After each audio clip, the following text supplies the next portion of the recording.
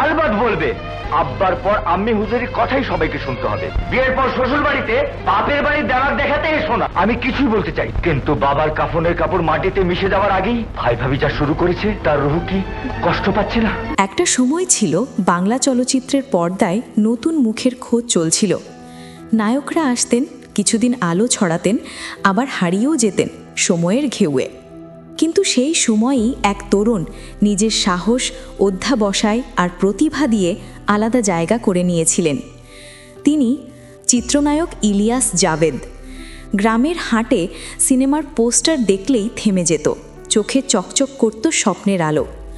বন্ধুদের সঙ্গে সিনেমার ডায়লগ আউড়ে বেড়াতো, একদিন আমিও পর্দায় অভিনয় করব। বাবা মা চেয়েছিলেন ছেলেটা যেন ভালো চাকরি করে সংসার চালায়, কিন্তু ইলিয়াসের মন পড়ে থাকত পর্দার পেছনের সেই জগতে, লাইট, ক্যামেরা, অ্যাকশনের রঙিন দুনিয়ায়। সংগ্রামের পথ চলা, ঢাকায় আসা মানেই এক অজানা শহরের ভিড়ে হারিয়ে যাওয়া।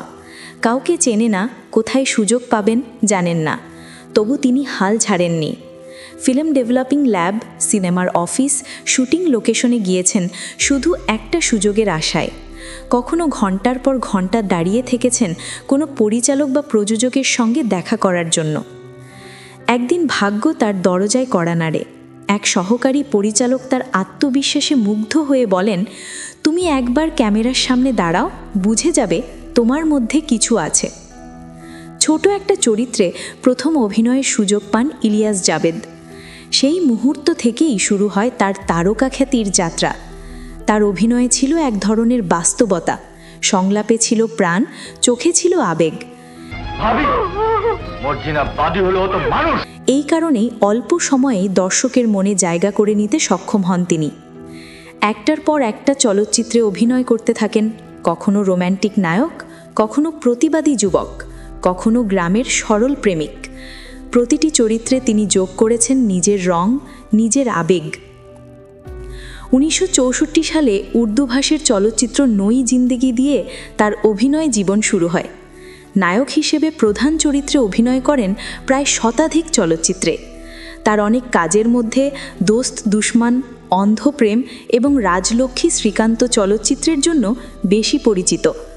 তার অভিনয় জীবনের সেরা সাফল্য আসে নিশান চলচ্চিত্রের মধ্য দিয়ে। 1968 সালে জাভেদ অভিনীত প্রথম উর্দু সিনেমা পায়েল সিনেমা মুক্তি পেয়েছিল।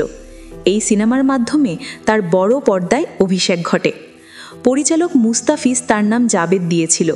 পরে পায়েল চলচ্চিত্রটি বাংলাতে নূপুর নামে ডাব্বিং করা হয়।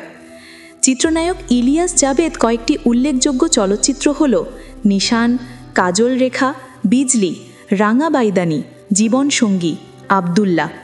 তার অনেক কাজের মধ্যে তার অভিনয় জীবনের সেরা সাফল্য আসে নিশান চলচ্চিত্রে অভিনয় করে। তৎকালীন সমসাময়িক অনেক নায়িকার সঙ্গেই তিনি জুটিবদ্ধ হয়ে কাজ করেছেন, তবে চিত্রনায়িকা অঞ্জু ঘোষের সঙ্গে তার জুটি ছিল সে সময় সবচেয়ে জনপ্রিয়। 90-এর দশকের শেষ থেকে 2000-এর দশকের শুরু পর্যন্ত বাংলা চলচ্চিত্রের এক চেনা মুখ হয়ে ওঠেন ইলিয়াস জাভেদ। তার সিনেমা মানেই হলে দর্শকের ভিড়।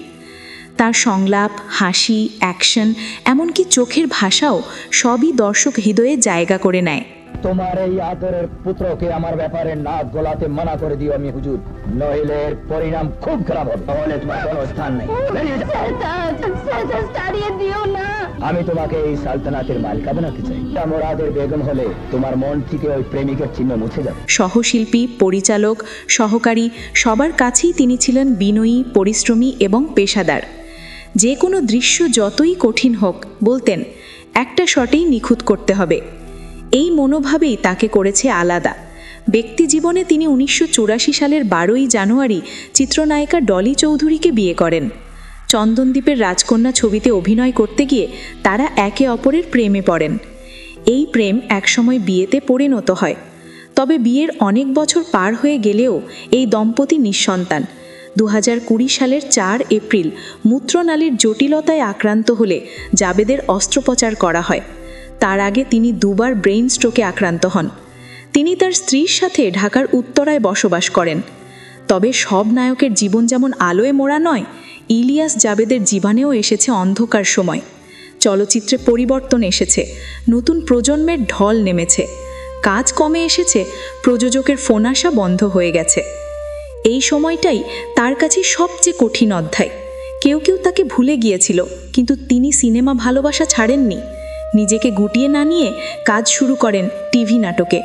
কখনো নতুন শিল্পীদের প্রশিক্ষণ দিতেন, বলতেন, তোমরা স্বপ্ন দেখো, কিন্তু সেই স্বপ্নের জন্য ঘাম ঝরাতে হবে। আজ ইলিয়াস জাবেদ নামটা শুধু একজন অভিনেতার পরিচয় নয়, বরং এক যোদ্ধার গল্প, যিনি বারবার নিজেকে প্রমাণ করেছেন। তিনি বিশ্বাস করতেন সফলতা মানে শুধু জনপ্রিয়তা নয়, মানুষের হৃদয়ে জায়গা করে নেওয়া। নতুন প্রজন্ম তাকে অনুসরণ করে।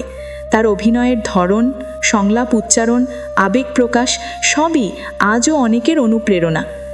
জীবনের শেষ প্রান্তে এসে ইলিয়াস জাবেদ হয়তো শান্তভাবে বলেন, আমি যা চেয়েছি তা পেয়েছি, মানুষের ভালোবাসা। একটা সময় ছিল যখন তিনি ছিলেন শুধু এক স্বপ্নবাজ তরুণ।